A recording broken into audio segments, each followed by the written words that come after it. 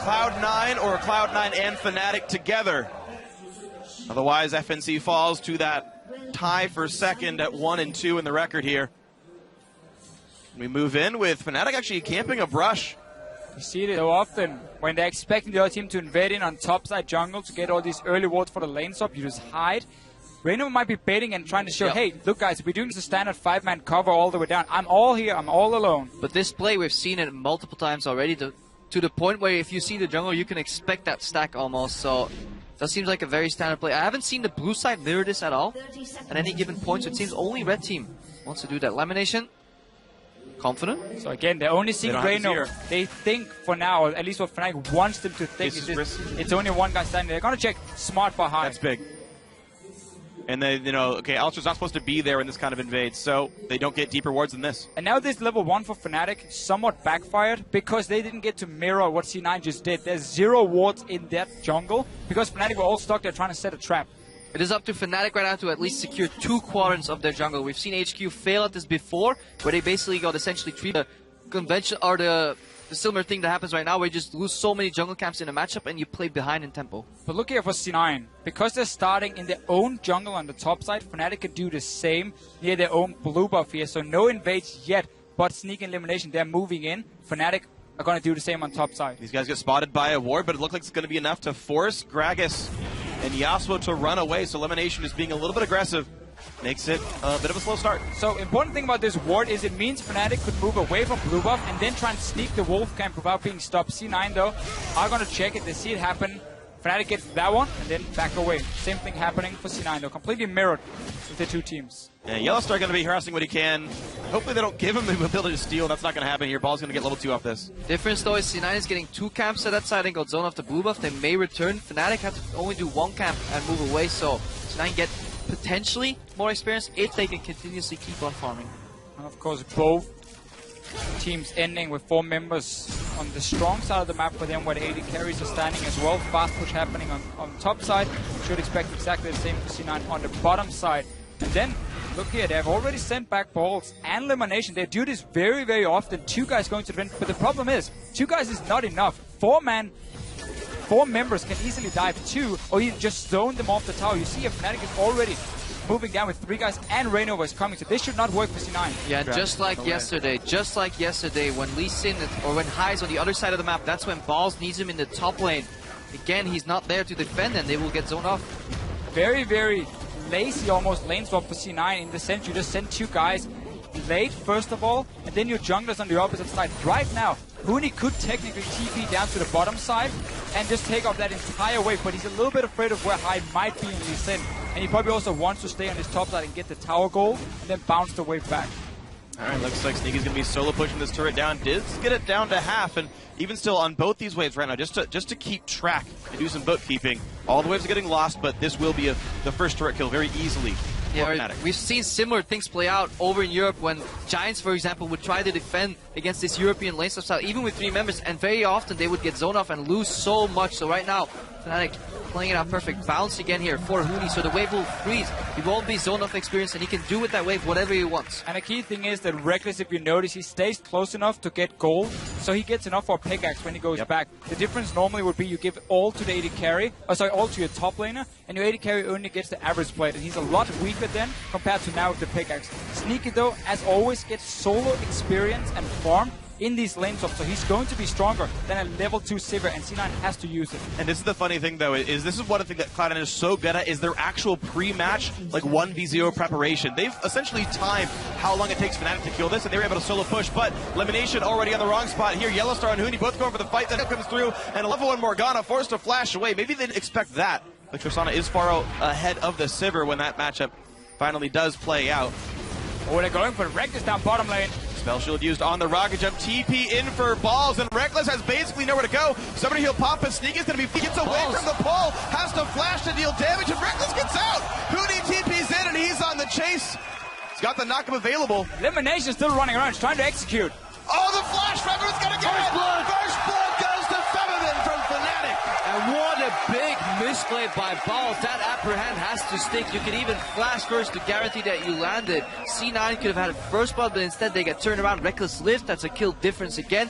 And they drop first blood here. High. Reckless, though, needs to know that more people can be on the bottom side, because we haven't seen High yet so far in this match. He only showed very, very quickly and then walked back into the jungle and hit himself. And that was good by High. He dropped that ward knowing the AD carry may go pathing into the lane. Balls teleported, but the play backfired due to poor execution. The Balls gets a freeze now. Based on everything that happened, that we've now got a lane freeze set up for this top laner, he can immediately catch up with Huni's money. And with the fact that Reckless had to go back to base and has to hide, he's getting behind. But very important for both teams. First of all, you just said it. Balls, gets the big wave here. He catches up then. Reckless is also getting some minions on the bottom side, but he's sharing it with Yellowstar, so he's still going to be behind in experience overall. C9, as long as Balls can get this entire wave, which he's sitting with now, should have an experience advantage after the lane swap. It's actually very interesting to see, because if that initial screw up didn't happen, C9 could have been vastly ahead of Fnatic here. Yeah. Not for elimination dying. The 400 gold first blood, no assists, so 400 gold worth there. You can see Fnatic up 300 right now in this game. 3-2 based on how that all goes, but this got pushed in.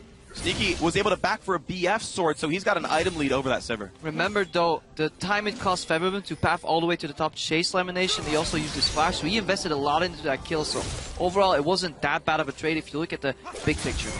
Really, the only difference I would like to see in the C9 lane swap, now that they do favor the farming experience on Sneaky's, just keep Balls to 2v2 jungle a bit longer with High. Because there's no reason for him to walk into that top lane and just get zoned off. But again, it works because he gets so far ahead. Let's see what happens here, though. Reno is coming in. Goes to the pull under the tour, going to get knocked up there, but the slows come through. Huni takes a bit of damage, but Balls can't ult. He doesn't have enough. The kill comes through to Huni. Assist for Rainover. Rainover coming in first, hits the minion, but it was still enough to get the kill. No flash for Balls, and High now looking to fight. Pretty aggressive. Huni's going to have knock up in 2 more Qs. Fighting over the Gromps. Fight is up for Rainover. Easy pickup. Level 5 now. Rainover out leveling High in this one.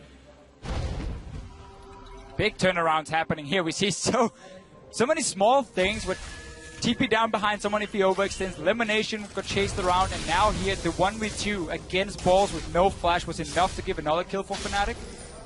Cloud9 keep this up, though. They may be about to do their signature move. They just pushed in bottom. Featherman has to base in the mid lane. This could be a little bit of damage on that mid lane tower.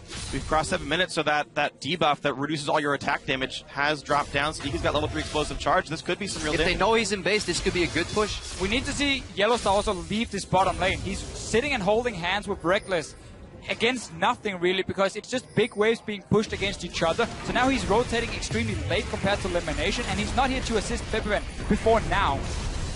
Well, gets it down to half, but the wave clear is good enough. Featherman gets back in the lane.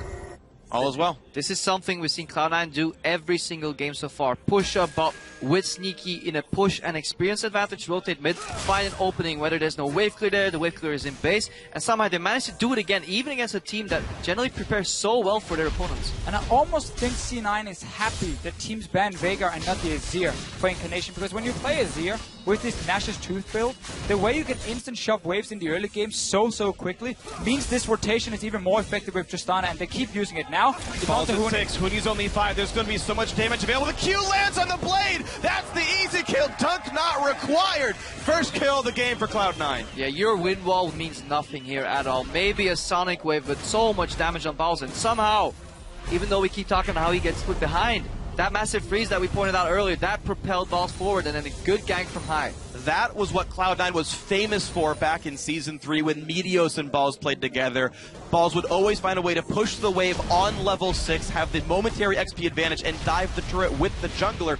Textbook, Rainover didn't see it coming. And more importantly, how is Huni going to continue playing? Yesterday, when he made a mistake, he tried to make up for it too quickly and kept on adding to the mistake pile. Instant teleport to match it out. Now he's down 20 CS.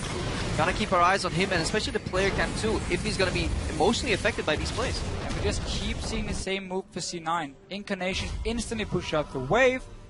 Sneaky walks in because he already pushed the bottom side. Now he has to go down and catch the wave, but he's still fine because he keeps slowly chipping away on the mid tower. And it's how this siege composition always gets rolling. And then add in the fact that now Balls is winning.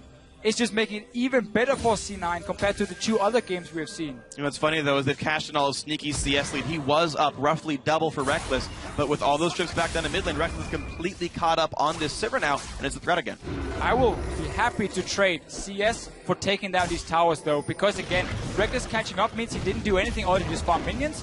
Sneaky is always applying pressure on the towers. More importantly, if you look at the efficiency of the build path, having to invest early in Boots 2 with a pickaxe as opposed to Sneaky, who can now add up more damage. He doesn't need mobility, he just needs to get into that mid lane and whack away on that tower, which is very high AD. Right now, Rainover. Pull in, the dunk comes through and Balls gets it. He's got the Noxian Might. If he can reach Huni, it's an easy kill. High gets the kick flash. The dunk comes through, a double kill for Balls.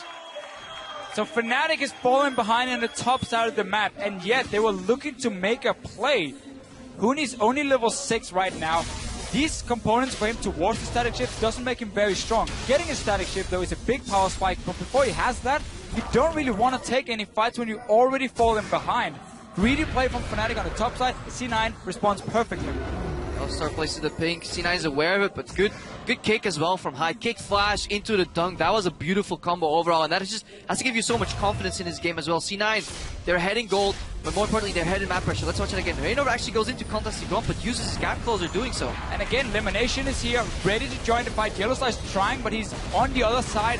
And look here, so first kill comes in. What High does is also super smart because he knows he's very low, so in case Huni gets off his ulti, but then he just splashes, kicks him back, and he's not in any danger. And so greedy. Rainover could have flashed that banding. He saw it coming, but he thought he could live. He also decided to use his gap closer aggressively. So Fnatic simply not respecting C9. Now Fevin's getting jumped on in mid. He's zoned up. Black shield. Yeah, shield's gonna be fine. Not a lot of damage taken on either side on this. Billy gets pushed out. You just gotta be careful though next to that ball. Good shockwave down to 500 health.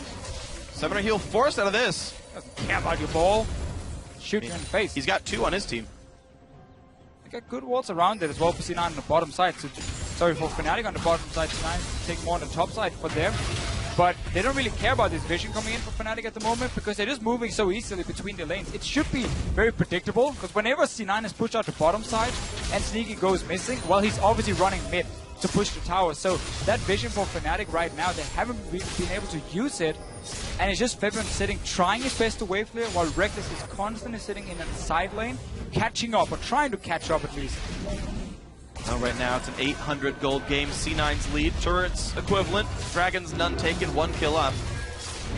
What I do like about this game is that we haven't really seen an early Dragon because it puts you so far behind in lane swap situations. They rather trade the potential time that it took them to do Dragon to hit towers and create map pressure, open up the map, then get deep vision, and then easily pick up. This is about the time they can actually start looking to pretty much gate a free Dragon. Hey, we just talked about how Yasuo needs that static shift as the first big spike for him. It is completed for Huni, and instantly Fnatic is saying, okay guys, we have fallen behind on the map. Our mid tower is slowly but surely going down. We might need to force a fight and get this Yasuo into the backline to get him back in the game.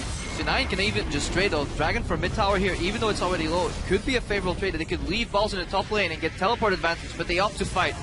Well, this is going to be a bit tricky. Well, Fnatic is on the wrong side right now, so if C9 just stays mid, they will get the tower for free, and there's nothing Fnatic can do. So they're getting the both of both worlds, honestly, here. They stop the Dragon, get the tower, and again, Fnatic is not getting the fight. Huni is just so far behind. This should be their Dragon now.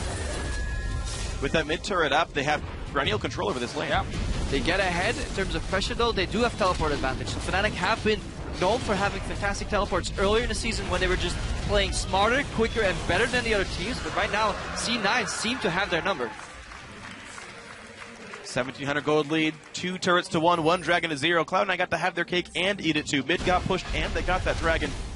As you mentioned, they did cash in the summoner teleport from Balls. So, yeah, if I could teleport for a turret and a Dragon, I'd hit that on cooldown. Every single time. They're already down towards the bottom side. That's always the beautiful thing about Tristana Azir. They're never really going to stop pushing your towers. They're just going to look for the next one. And they're going for it. The wave is Reckless at the moment. Febron is stuck in mid lane because C9 is always pushing minions faster. All 5 are here, and this reinforcements are slowly walking in. Huni is still pushing the top lane out, but bot lane tier 2 will already fall out of this one. Yesterday, C9 played Azir Tristana and Balls was behind. on his top lane champion, and he kind of didn't do much in the early game, but still worked later in the game. Now Pulse is actually ahead, so these should be some very destructive team fights. Cloud9 later on, especially once we start approaching Baron timing, those baits will be punished very, very hard. There's a small benefit here for C9 after that bottom lane tier 2 turret goes down. Their outer is still up, which means C9 can actually push the wave even farther and often reduce the chance for Rex to actually kill the outer turret as a trade for something else. C9's ability to push top lane with their AD carry is actually here. We're only 15 minutes in. They've already taken out 3 towers. Top lane tier 1 is still alive. And Fnatic has barely been able to do anything in a response because they're always just trying to catch up. Keep highlighting how fast C9 can push their waves and then rotate before Fnatic can even react. And unless we see that hard engage 5 versus 5, Fnatic won't be able to stop this push from happening. C9 are punishing Fnatic here for opting so much power into the team fight. Just picking that Sivir early, just picking it for the team, really hasn't done anything in this matchup. Sacrifice some farm to get Huni ahead. Huni then misplayed Darkheart. But how does Fnatic really answer this? They need to force a favorable team fight with a good shockwave somewhere, but I don't think C9 will let that happen. I think you have to sacrifice your top tower and just hard engage these 3 guys down the bottom side with teleports. TP advantage. And just try and get that fight and the tower. He's TPing in now behind them, so they're going for it. Flash engage comes in, Black Shield onto Sneaky. High can disengage someone with the kick, flashes in, and binds on different people. High's the first kill though, goes to Reckless. Hooney's on the chase, Sneaky has to flash away. A 1-for-0 so far for Fnatic. Top lane outer should be going down, but the flash engage, holy cow! Hooney gets it by himself. And that was the play to make for Fnatic because you're just slowly losing, but you had that TP advantage you guys highlighted earlier. Yes, the tower will go down, but you get the bot tower as well, and 2 kills. Yellowstar, though, for some reason, just died. In the wrong spot, didn't pop his ulti. Again, this is similar to yesterday. C9 was making a losing play, but then somehow Incarnation shows up and gets 2 kills. Right now, he's zoning up 3 members, keeping 4 of them busy. Balls is walking away at the top tower. Well, Lemon walks in and gets himself killed on this one. 4 assists. Well, assist him. Kill him for his 3 assists. There we go. But every death from Lemon Nation so far has bought so much time that Cloud9 can use and invest mostly into tower pushes. They don't care about dying if it buys them time to get this tower. And Balls is going to pick it up.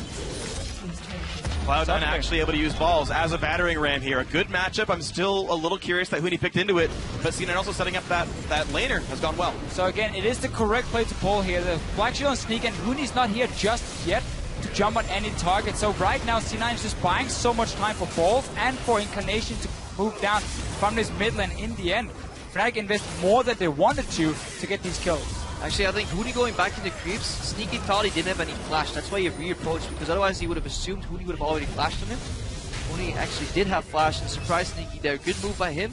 A little greedy on Sneaky's side, but overall, we can always see how much value that Black Shield is going to bring later into the fights. Once Sneaky picks up 2-3 items, gets more mobility, he's going to be very hard to catch. And you saw even his reflexes were good enough to buffer Rocket's jump against the body slam flash as well. He was even able to get away from most of it himself. Yeah, because that Black Shield was late. Yep. And luckily for him, it didn't get absorbed by the body slam, and then Yasuo Q couldn't block it. Yeah, I think Fnatic went a little bit too early, honestly, because Hooney was running from that ward at the red buff, and he was trying to get in range, but just wasn't there when the engage happened. I didn't see if the minions were dying for Fnatic, and it was kind of like the last call to go in, but just a little bit too early. They get the kills, they get a tower, but of course because C9 could take 2 up on the top side, they're still going to be okay. Definitely need to keep our eyes on Yellowstar too. He's usually the one to at least make a good play and engage, but so far hasn't really showed up on that Alistar. See if he can finally get it flying somewhere and set up Hooney for that combo. Around this mid lane though, C9 for the last 5-6 minutes have had full control when it comes to the vision. A lot of defensive pink wards always being invested from them. They respect what Raynova and Yellowstar can do when it comes to roaming into the enemy jungle, take control and set up some of these dives here. And it's very smart when you have the TP disadvantage. And you just try and keep them out of your jungle. Don't give a good teleport location for Hooney. He found one though, but still he had to run quite far around and it was enough time for C9 to respond there. And well, ward's going to be important then, and as we get ourselves into this dragon, 38 seconds away. Balls has TP, Hooney does not. Problem is, not many turrets to kill, it's only mid lane tier 2. Yeah, this time there's no cross-map objectives really for that dragon, unless you count Baron Vision as one of them, so you may actually see a fight. Both these teams are known to take Baron instead of a dragon.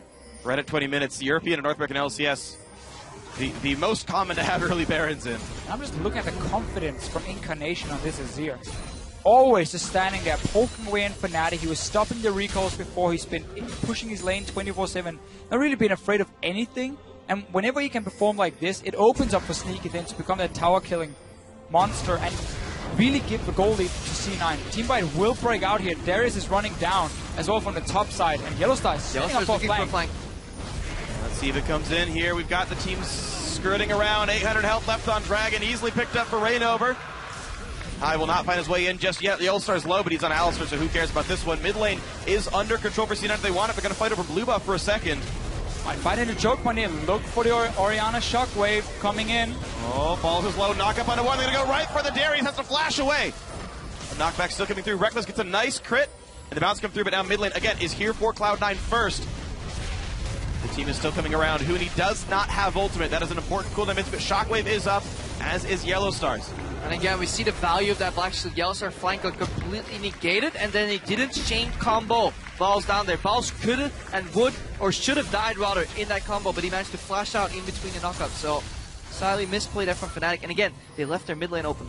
Yeah, like their positioning for C9 after Dragon went down. Said, you know what, we're just going to zone you to the right side then so you can quickly get back and defend your tower and at least get some damage on it, but not risking going into a straight up 5 versus 5 team fight, which is exactly what Fnatic wants. So they keep just avoiding the thing Fnatic wants the most. Yeah, there's a tremendous amount of zone control really on that Fnatic lineup. You have Sivir who can relatively tend to herself in these team fights, walk forward, backwards with a lot of mobility. Then you add Orianna Ball to that equation, and if you add a Wind Ball well placed in a choke point, it becomes incredibly hard for C9 members to follow up on a lot of damage.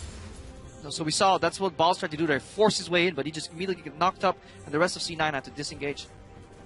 Interesting item choice here by Lemonation. I usually like a lot of his item builds. I think he's one of the more unique supports in the world. But I personally don't really like Frostbeam's save, especially when you're matching up against the Sivir. I feel like matching the movement speed, getting Talisman of Ascension, and allowing your team to match that strength would be pretty valuable here.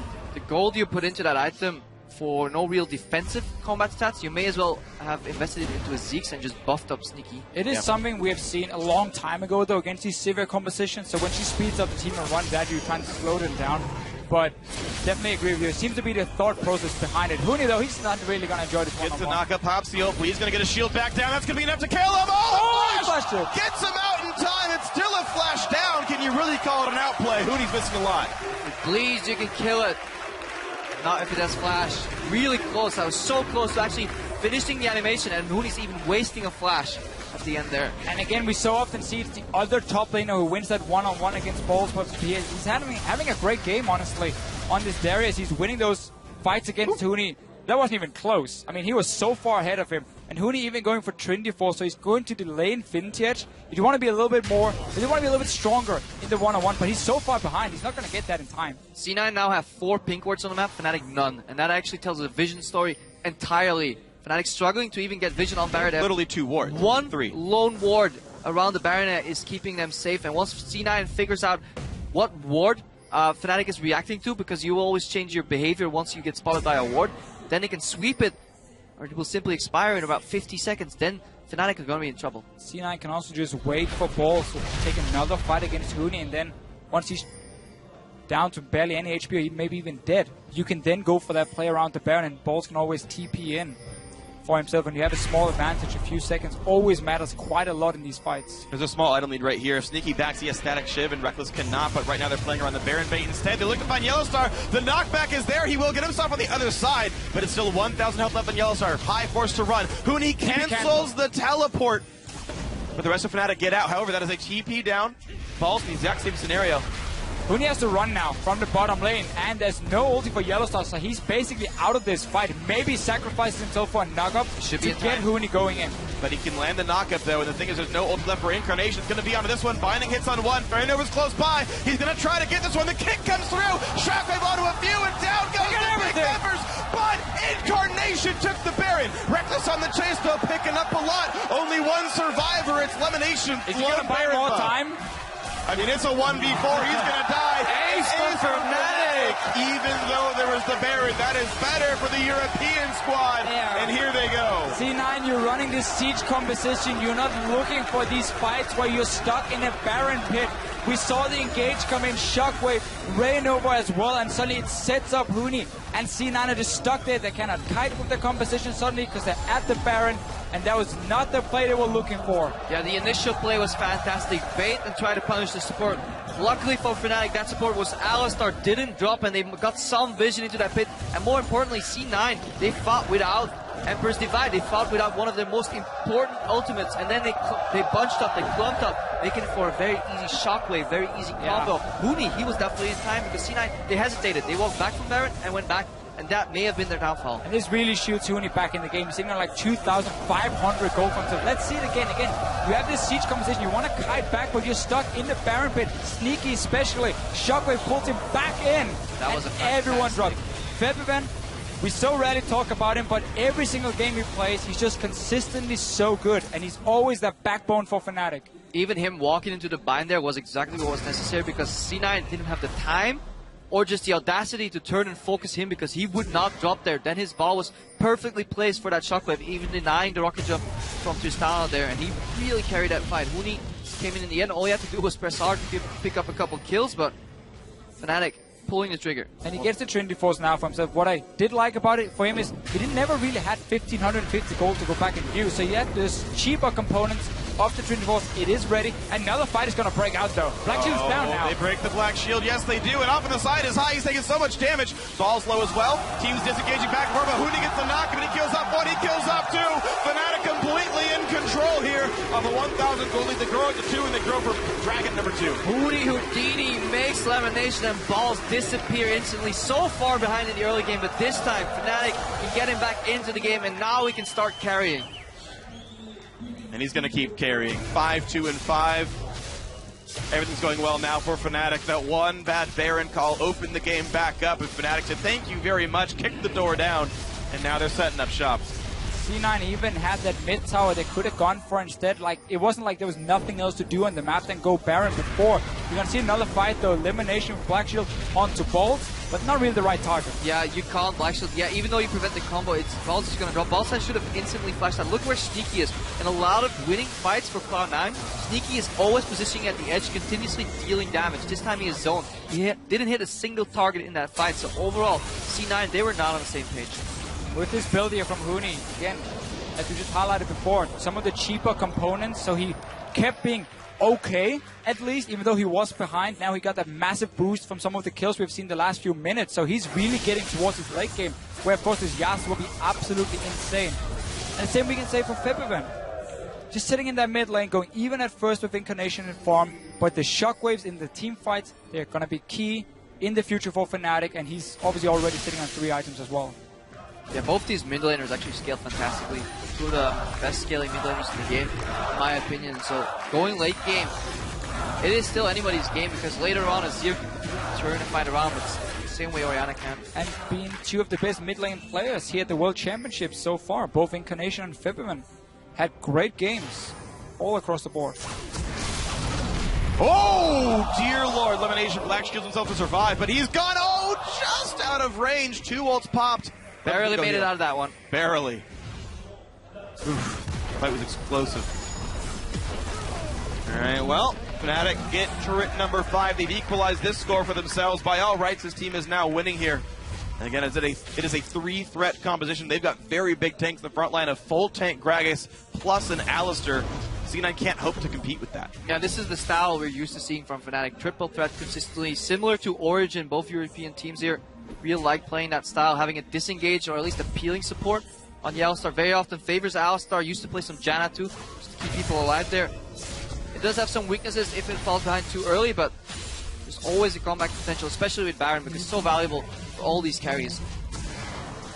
Well, baited all C9 in, and Fnatic felt good about this one. So 4,000 gold now puts Fnatic squarely in the lead as we crest 30 minutes into this one. A Righteous Glory now done on Yellowstar plus Distortion Boots, so a lot of flash combos, a lot of engaged potential here for Fnatic. Of course, many of these members can set up for Huni's ultimates. And that's where these siege compositions really start falling apart, when they can never get to groups safely because there now are so many ways for Fnatic to start the fight. C9 then has to opt into basically what's going to have to be the perfect team fight for them. The Black Shield for elimination has to be either Sneaky or Incarnation, whoever gets comboed from Fnatic, but there's enough AoE explosions to hit both of them. Especially later on in the game, these fights don't happen that very often, so everybody has flash avail, and on Fnatic's side that means flash combo, flash body slam, Huni carry over the knockup with his flash too, so many dashes and just flashes that C9 has to worry for, and they only have one black shield. And of course C9 knows it's going to be all about team fights, so I quite like that Balls in this game went for Randu and Omen instead of the Dead Man's Plate, because you want that reduced damage on the crit, obviously reduced attack speed as well for both the Yasuo and for the Sivir. So at least he's also building just to be a frontline tank right now. The problem is just that Fnatic is always going to look to get to the back line instead of him. Oh, High gets Black Shield, finds something and kicks a couple guys back, but he only gets Yellow Star the farthest. There's the knockup, there's the explosive cast, but no follow-up yet for Huni. They chase down the support, there's the only find the pop. Incarnation goes in, he knocks back Huni. He's got a flash over the wall, Balls can't quite reach Reckless is not but here. They're still looking for Febiven. Reckless is pushing the base on the top side of the map. Fnatic disengage the 4v5, and they're killing the base. Huni's in already, that's at least an inhibitor. C9, they saw that Reckless were pushing, they thought to themselves, we can get a 5 versus 4 team fight. High went in, but I think he kicked back Yellow Star, and they simply couldn't lock down the rest of the members. Yeah, there was no way to produce those resets that Sneaky needed to clean up this fight and potentially then later on trade inhibitors right now. Yeah, High goes in, yes, but he selects two out of the squishy, two of the non-squishy members of Fnatic. They have 3 threats, but they have 2 tanks, and those 2 tanks were peeling in the front. Nobody was threatening Febiven, even though he was out of mana at all. They walk backwards, teleport top, take a free inhibitor, and now Fnatic can easily control the game. Let's see, Baron has spawned, and C9 is already here trying to clear away the vision from Fnatic, but they spotted at the same time, so they're gonna be here ready to fight. Not a lot of flashes though on their Huni side. has a flank though, look at the top left. Damage, 3,000 health, here comes the team, massive knockup, oh dear lord! That's gonna be brutal, blue team does pick up the Baron, the kills are trading, Balls does so much damage, a spell shield from Reckless, he gets crit, here goes Sneaky, the ult is not quite Incarnation gets it, 2 deaths versus 3, Cloud9 come out ahead. That was a fantastic combo, going in, shooting his enemy into his mid lane to produce a reset to then get out of fight. That was an incredibly ballsy play. Holy cow, and Huni never got to ult in that one, I believe. He wasn't there quite in time to make the whole combo work. But again for C9, they know when they're fighting in this Baron pit how difficult it is for them. Huni flies in, but exhaust is onto him, and I'm not even sure who he's ulting. I think it might be Elimination, so there's not enough damage on the correct targets. And in the end, Balls gets that first ulti off, he gets the second one. Sneaky knows, okay, I need to get Reckless down or at least close to someone else. Incarnation says, thank you very much, picks up that kill. What actually happened there, Huni pulled the trigger too early. Alistar W also procs a potential knockup target for the Yasuo ultimate, but later on you obviously want to chain the ulti on a triple Q. That's what Yellowstar was looking for. He eventually knocked up multiple people, but Huni procced it too early on the W already, and that actually meant that he only got the support and later on just didn't do any damage. One small thing about the mechanics is that ultimate is it does give you a small grace period to get additional targets, actually. I didn't watch closely enough to see if that happened there, but there is, sometimes you can get multiple even if you ult early. I really just want to highlight, with these 2 teams, the calls that are being made in this game, how insanely hard they are to pull off when you're sitting in the heat of the moment, where Reckless is pushing down on the, at the top side, and Fnatic is saying, you know what, we can buy time for you, and C9 is saying, you know, we can engage, we can look for that pick, and now after, C9 rushing to that Baron saying, this is the call we need to make to get back in the game. And there's so many insane calls, and they're so risky, a lot of them, but they're working so far at least. And it also tells you that shot calling just trumps individual play. A lot of these teams coming into worlds with very highly mechanically gifted players, proficient, you know, in terms of ranking, solo queue, so skilled at the raw elements of the game, but then they fall apart when it comes to macro play. And C9, they've shown before what they can do on the map. Yellowstar now leading Fnatic through some really good rotations, getting an inhibitor right there, almost stealing that Baron too. Infinity Edge now done for Huni, so now all that's left to do is build tanky to keep this man alive. Of course, on the other side, if you kind of start counting hard carries, Elimination finally has a Zeke's Harbinger done. Problem is, this Morgana is dying very quickly, and she can't buff Tristana very much if she's dead, so that is one thing to actually be a bit concerned about, is Elimination's 5 deaths is a worrying trend for C9. And it does put Sneaky on 90% crit in these fights. That is if he gets it. If he gets it, which he can get easily. Zeke's Harbinger actually allows you to focus frontline for a little while. Once you engage, you can jump in aggressively because there's not a single person, maybe Febiven, that can actually outrate you once you jump in with that 90% crit. Be something to watch then if Sneaky can have the auto attack uptime to kill whatever he wants. Blue Elixir picked up for Elimination, so he's going to have some more damage in team fights. And a little bit of ability power for the Black Shield. Bottom lane is the target here. Even though Cloud9 is a team that had killed the Baron off, they are still the defensive ones here. Also, a lot of winning fights for Fnatic did come from flanks, and as C9 pulls back into their base, it's incredibly hard for Fnatic to make that happen. So that could be something they have to look out for, that they don't over-engage, because it's incredibly easy to play Morgana when all the enemies are in front of you. It makes Black Shield life a lot easier compared to having to watch multiple flanks, potential flash scenarios, just add so many variables to the equation. Still have to highlight though, with this build from Elimination, it requires him to sit very far back to stay alive. You mentioned yourself just before here how he cannot be in the front because he needs to buff up Sneaky. So their team fighting power of a Morgana, when she can go in with her ulti and hit multiple guys, goes really far down, and he just becomes basically this Black Shield bot onto Sneaky. With his positioning so far, it's not been working because he has been caught out so many times, and Fnatic honestly look for him as well because the Black Shield always goes on to one of the carries, so you aim instead for the Lee Sin, you aim maybe for the Morgana and take them down first. One Black Shield every 9 seconds. Black Shield can last up to 5 seconds, so that Black Shield buff could be very efficient for C9 here. Yeah, good coding on that Black Shield bot. We'll see if it holds up. Maybe Fnatic can decompile Elimination and it gets a lot worse. Right now, Cloud9 trying to hold equal. Still a 4,000 gold difference.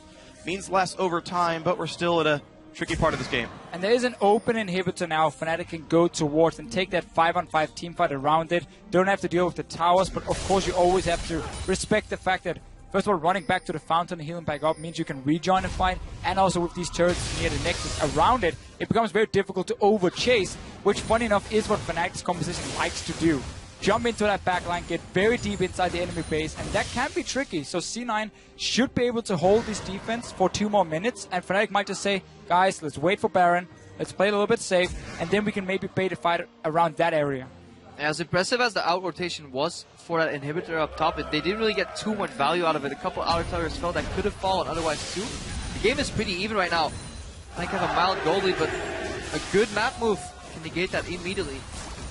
Cloud9 known for good map moves, but Fnatic have made plenty of good choices themselves in this game, still sitting 14-8 in kills in favor of the Europeans. Hey, Huni's basing, he may be looking for a teleport. If he picks up home guards, he could use one of those faraway wards to flank potentially. Decides not to base, sticks bot. Fnatic doesn't want that very predictable engage, so he needs to probably sneak behind. Again though, for Fnatic, you can just wait for that Baron. Clear that area because it's 2 dragons to 2, so there's no 5 dragons happening in this game here. That's too far out. No vision, he hasn't been spotted yet. No pings have gone on him. 2 pink wards on the side of Fnatic around this Baron, or 2 in the inventory. They saw Huni. So they see him for now. Huni's doing wolves. Alright, now he's going to do Grom. And they see balls in the bot lane as well. They might square off easily. Baron in 50, Dragon in 55. Makes the Dragon scary without ward control, which right now C9 does not have at all on that Baron river. Their site is nearly empty. Only Elimination has a ward at all. C9 just trying to push Fnatic back so they can move into the Baron area themselves and clear away these pink wards just placed. So you have this fight where Fnatic is trying to avoid them moving in there, but because of Incarnation and his long-range poke, it's enough for C9 to get at least the first pink ward, but still a very, very close battle between the teams. Huni's sitting on 2,000 gold, which means he actually wants to base and shop. Can an item perhaps upgrade his boots into home guards, but this does give a favorable wave here for Cloud9 on the bot lane. That's what split pushing is all about, when neither team can really make a mark or dent in the mid lane. It does become all about watching that side lane. And there is a dent to be made in that side lane. Of course, Balls has so much armor now with a Thornmail. Huni can't really get through him, so that's an unequitable lane there. C9 get that one pushed in as well. Always something to keep in mind. He really has to land that ulti for that armor pendant. Even then, it's going to be incredibly hard. Yeah, he's going to save it for the big team fights. Going 1v1 this late in the game has no value really for both these top laners. Balls, he has the big tank in the front line. Huni, he has the assassin who wants to get the back line. If these fights go long, Huni can get multiple ultis off. His ulti's already down to 30 seconds cooldown.